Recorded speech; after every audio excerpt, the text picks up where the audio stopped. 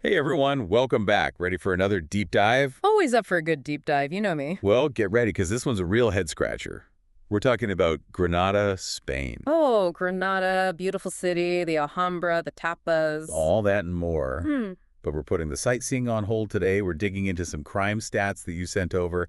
And let's just say, things aren't quite adding up the way you'd expect. Oh, I'm intrigued. Lay it on me. All right, so picture this.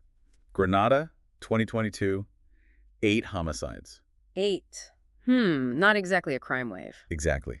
But that's just, it gets weirder. That seemingly low number actually put them at 130th out of 178 cities for their homicide rate. Murders per 100,000 people. Interesting. So not exactly a peaceful paradise after all. Right. And here's the real kicker. Just 10 years earlier, in 2012, their homicide rate was almost double what it was in 2022. That is interesting. It seems counterintuitive, doesn't it? You usually expect to see those numbers go down as a city develops, not up. That's what I thought. So naturally, I started looking at the other data points you included. Ah, yes. The GDP per capita, the life expectancy, the good stuff. Okay, so let me get this straight. We're talking decent GDP per capita, a pretty good ranking for life expectancy too, and don't even get me started on the Human Development Index. Sounds like a pretty nice place to live, actually. Right. So what gives? Why is the homicide rate bucking the trend? Well, it's not always a simple equation, is it? Higher GDP doesn't automatically equal lower crime. True, true. There's always more to the story. Exactly. And often the most interesting details are hidden in plain sight. For example, did you notice that the data mentioned most of the homicide victims were men? I did see that. But I mean, that's not all that unusual in the grand scheme of crime statistics, is it? It's not, no. But it does make you wonder, are there any social or cultural factors at play specifically among men in Granada that might contribute to this trend? That's a really good point. No. I mean, we can't draw any definitive conclusions for the data we have, but it's definitely something to think about.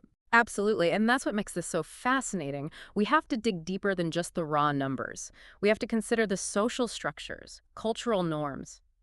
Even historical crime trends could play a role. It's like those true crime documentaries where they keep hitting dead ends until they uncover some hidden social dynamic that changes everything.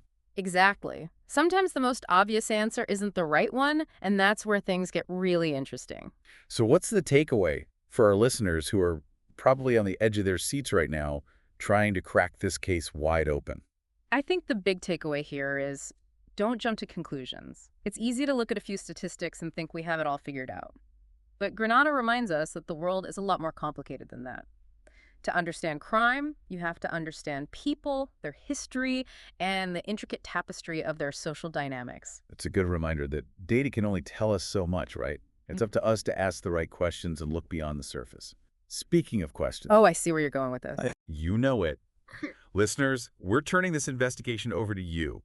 If you were tasked with figuring out what's going on in Granada, where would you start? What questions would you ask? Let us know. We're dying to hear your theories. Until next time.